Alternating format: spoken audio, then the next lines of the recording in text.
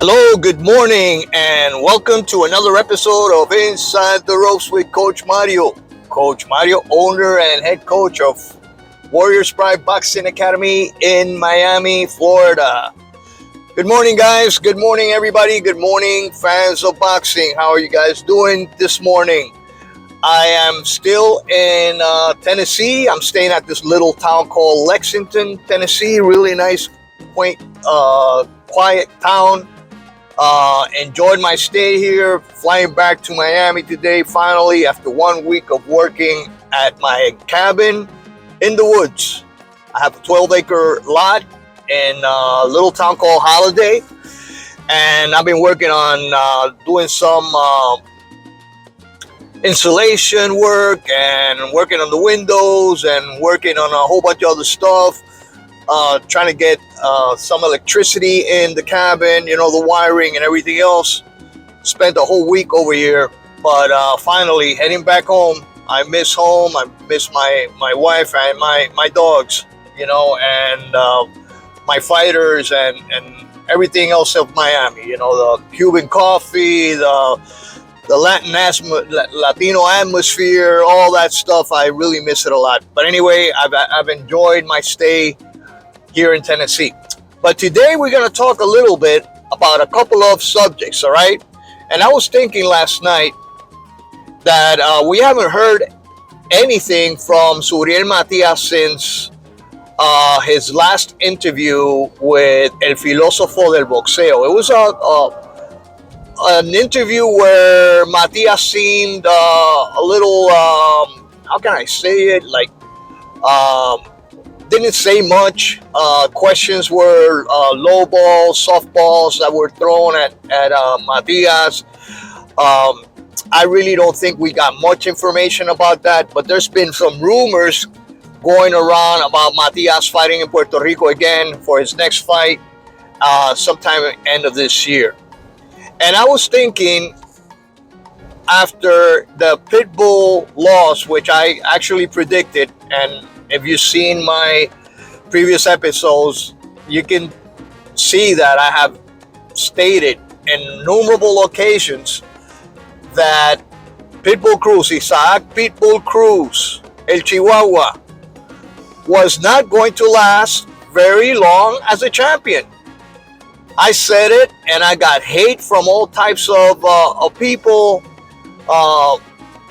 Usually these fanboys that immediately jump on the bandwagon of fighters like Pitbull, just because you're Mexican or he's Mexican doesn't mean you gotta be a fanatic about a fighter. I love Puerto Rican fighters. I love Mexican fighters. I love any type of fighter, American fighters that are great fighters, that are good fighters, that are tough. Skillful fighters that actually come to fight. I love the technical aspect of boxing. I love the courage and the heart that it takes in order to fight. I love guys that are actually not avoiding anybody at all. I hate the ones that are, talk a lot of crap and actually, for example, now Canelo is asking $150 million for Bud Crawford. I never thought that fight should be made due to the difference in weight.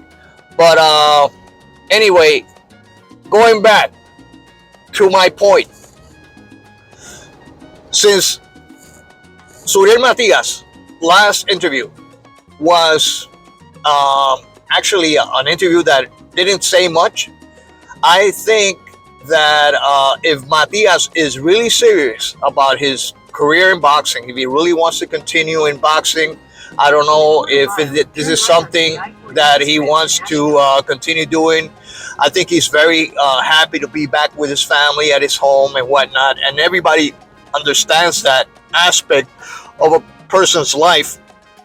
But if he really wants to dedicate to his craft, to his profession, and wants to basically, and I excuse the GPS guys, but I'm doing this while I'm driving to my cabin, all right? I got to stop there real quick and do a few things before I head out to the airport in Nashville. But like I was saying, if he really wants to be dedicated to the sport, and if he really wants to commit for this last 2-3 years of boxing that he has, he's got to fight. He's got to fight, good opponents, great opponents, so he can get another shot at a title. And then maybe make a big money fight, unification fight, or something like that. But and there's a few things that I was thinking about. And since Pitbull Cruz lost, and that's what I was saying before, that I had predicted that Pitbull Cruz was not going to last long, and I got a lot of hate from a lot of people, fanboys from Pitbull, little arrogant Chihuahua there. I think, what about Pitbull versus Matias? I mean, that fight was not made before, because Pitbull's dad was asking, I think it was $9 million or something like that, some exorbitant numbers that Pitbull really didn't deserve. It went to his head. I don't know why people thought he was a superstar all of a sudden. And I know he got a lot of supporters from Mexico and other parts of the world that they like his style of fighting, but he's a one-dimensional fighter. He doesn't have, if you look at his fights, he just comes forward, throwing looping shots. He doesn't move his head much. He's a short little guy. He's got a thick neck, so he keeps that high guard on, and that's his defense. It's basically his offense. But he's easy to beat, easy to defeat. Any skillful boxer like Rayo Valenzuela demonstrated that this past Saturday. That Pitbull Cruz is an easier, that type of style is easy to beat. All right? So, since Pitbull Cruz might not be getting a rematch, all right, and that is something else. Why is there a possibility of a rematch? I think there's a rematch clause in the Rayo Valenzuela versus Pitbull Cruz in the contract.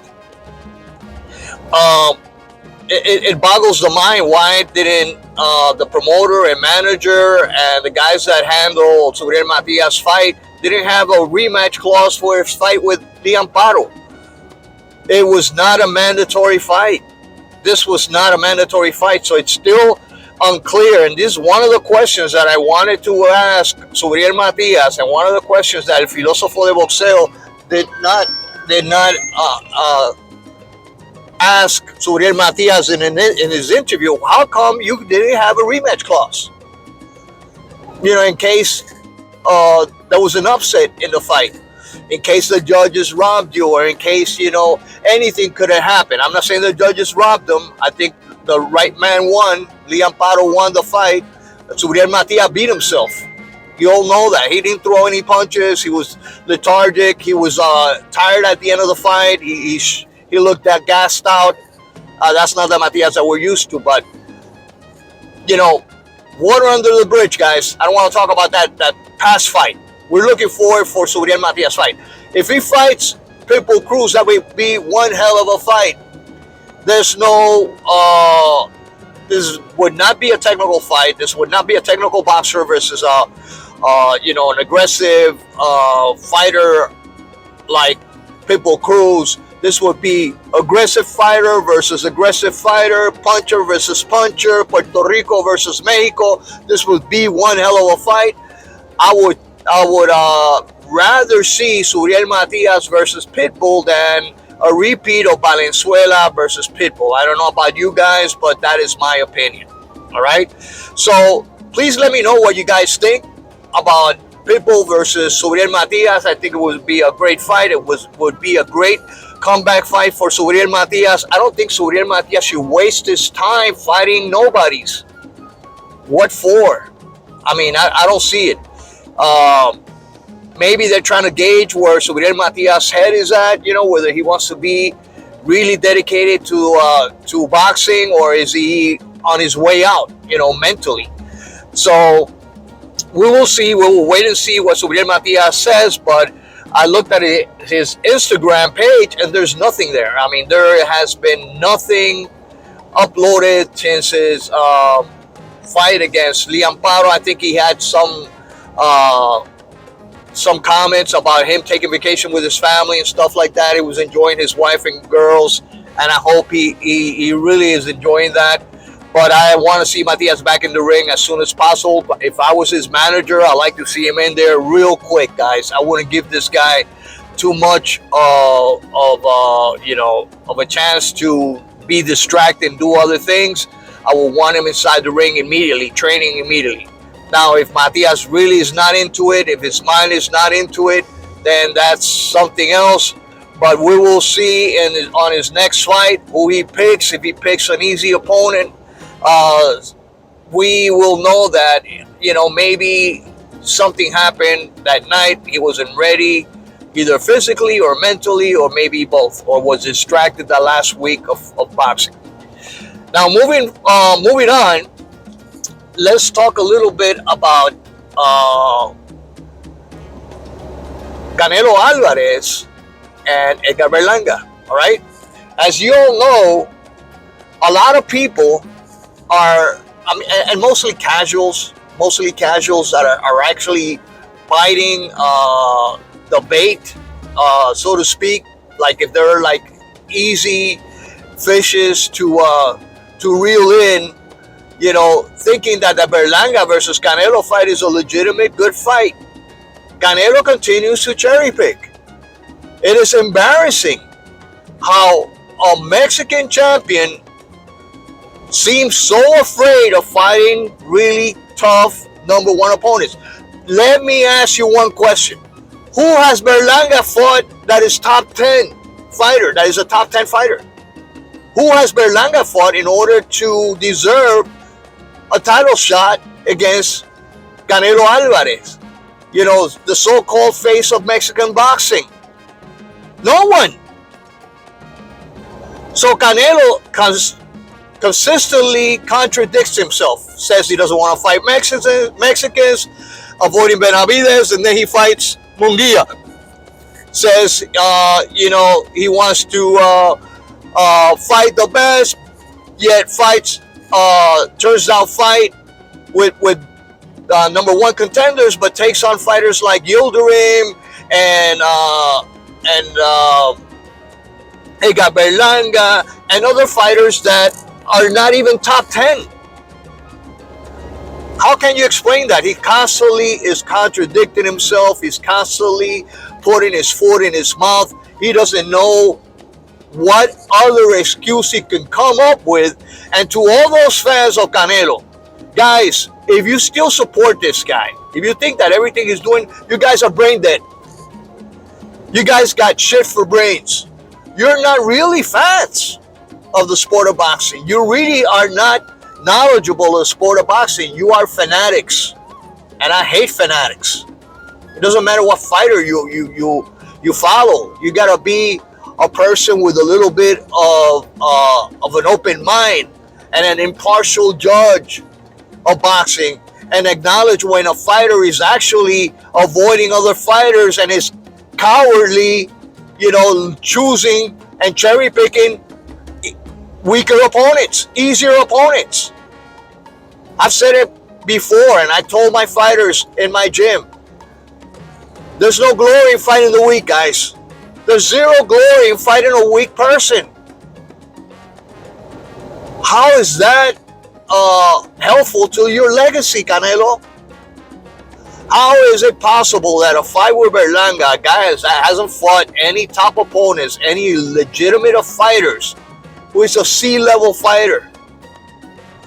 And let me add something else. They're trying to hype this fight as a Puerto Rico versus Mexico fight, or a Mexico versus Puerto Rico fight, however you like to say it. It is not a Mexico versus Puerto Rico fight. Berlanga is an American. All right? Berlanga was not born in Puerto Rico. Berlanga was not raised in Puerto Rico. He hardly speaks the language.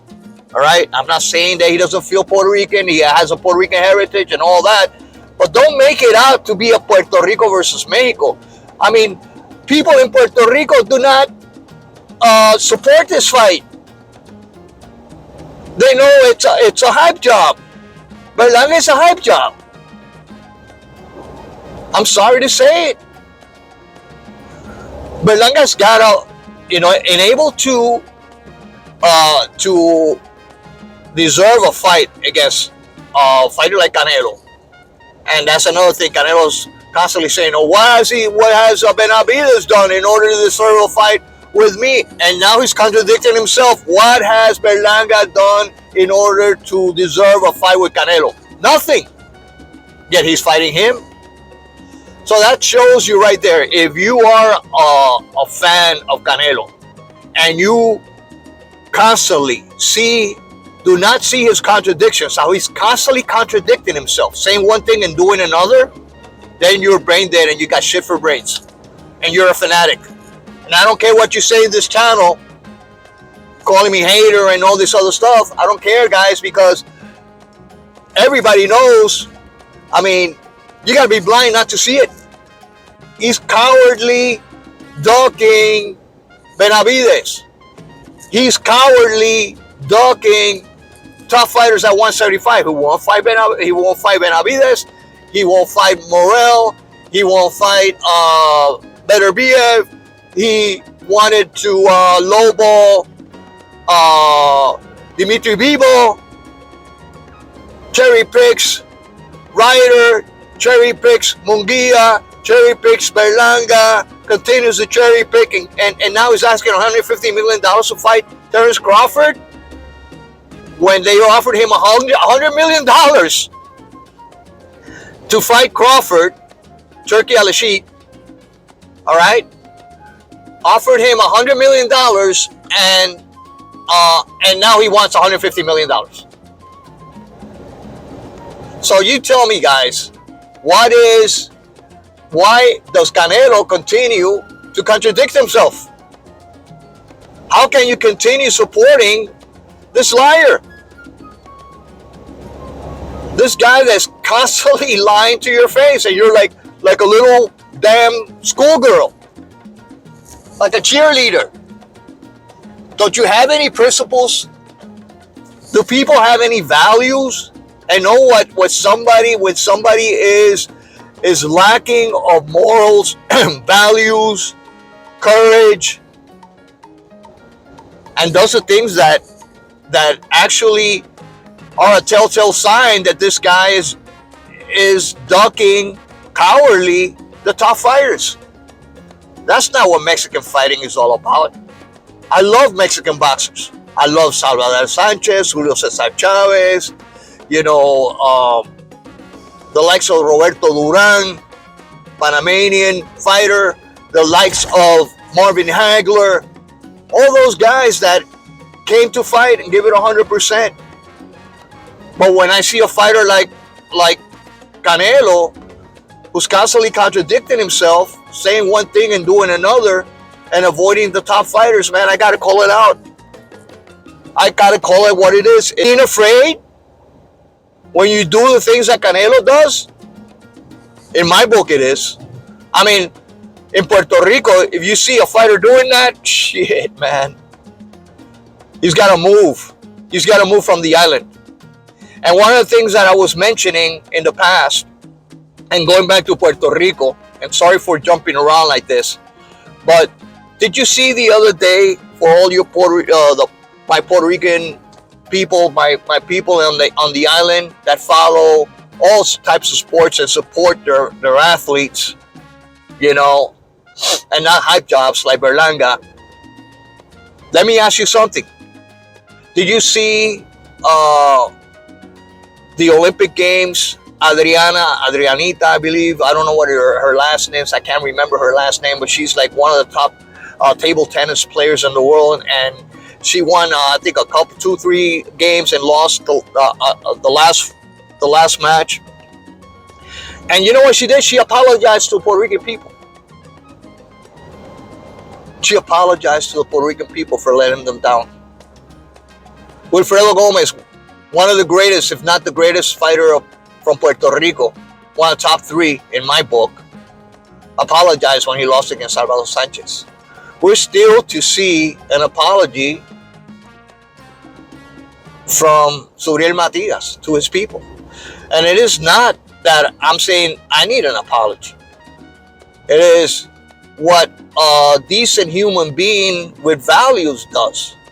And I'm not saying that Suriel Matias is not a decent human being, but it's somebody that maybe this generation is lacking of those values. Well, I can't say that because Adriana is a really young girl.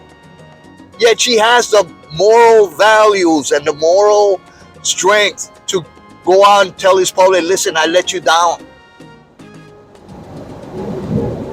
And that's how you can tell the character of an individual, when they are humble, when they humble themselves. And the downfall of Pitbull, the downfall of Suriel Matias, the downfall of Rolly Romero, the downfall of Teofimo Lopez is the arrogance.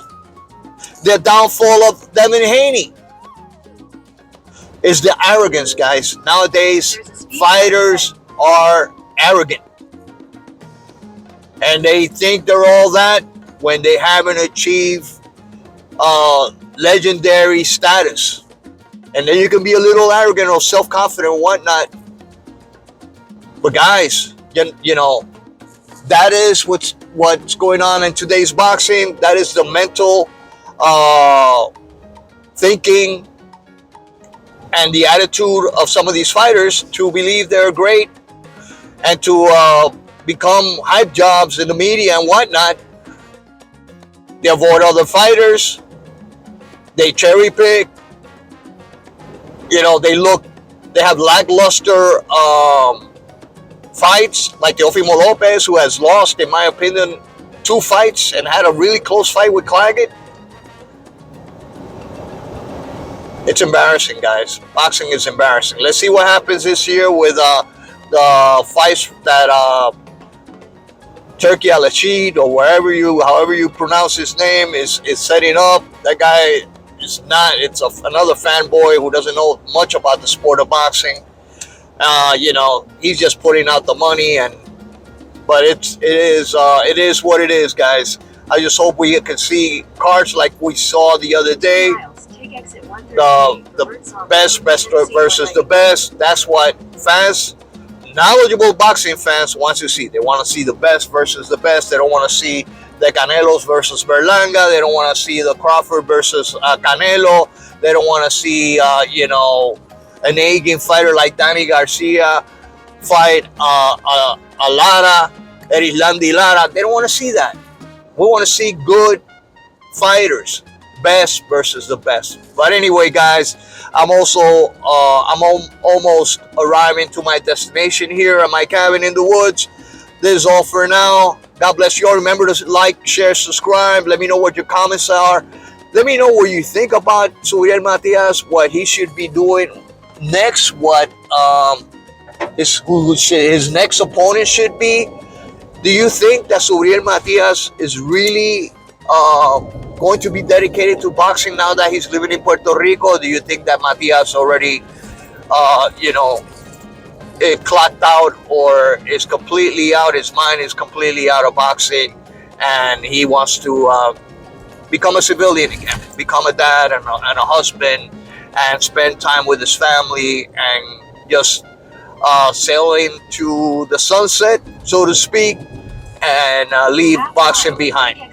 Anyway, guys, again, God bless you all. This is Coach Mario, owner and head coach of Warriors Pride, saying hasta la vista. God bless you all, and peace.